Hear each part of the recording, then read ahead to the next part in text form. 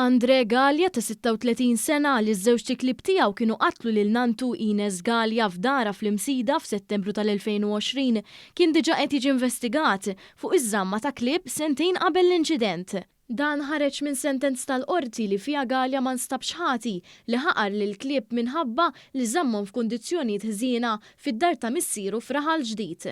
Mis-sentenza mogħtija mill-Maġistrat Nadine Lija ħareġ li fis-sajf tal-2018 ħaddiema mid-Dipartiment tal-Ħarsien tal-Annimali għamlu diversi ispezzjonijiet f'dar f'Raħal Ġdid wara li saru rapporti mill-ġirien fuq ir-wejjaħ tal-klieb u drenaġġ fuq il-bankina.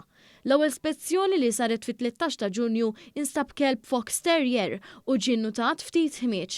Is-sit ingħata istruzzjonijiet biex inaddaf u jwaħħal tinda biex il-kelb ma jkunx fix-xemx. Iżda l-ħaddiem tal-Animal Welfare qal li kienet diffiċli biex ikomplu jsegwu l-każ minħabba li ma kienx jirnexxilhom jagħmlu kuntatt ma' Galja u ħadd ma kien jiftħilhom.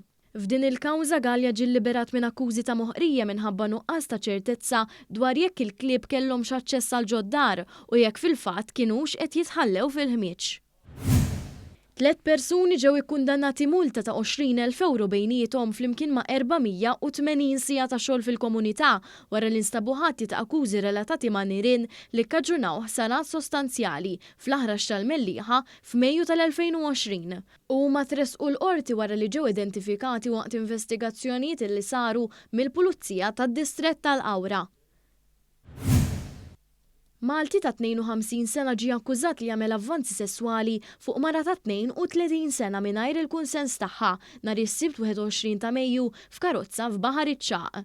Ir-raġel li joqgħod ħażebbuġ u li jismu ma jistax jissemma b'ordni tal-qorti wieġeb li mhux ħati għall-akkużi miġjuba kontrih. Id-difiża talbet għall-ħelsien mill-arrest u qalet li l-akkużat lest jimxi mal-kundizzjonijiet tal-qorti u joqgħod il-bogħod mill-vittma. Fil-qorti l-vittma deret imwerwra u kellha tinħareġ mill-awla. Il-prosekuzzjoni qalet li 5 snin ilu l-akkużat kellu każ ta' vjolenza li għalih weħel sentejn ħabs sospiżi għal 4 snin. L-ispettur qal li waqt li kien qed jiġi interrogat l-akkużat beda jibki u ammetta dak li ġara.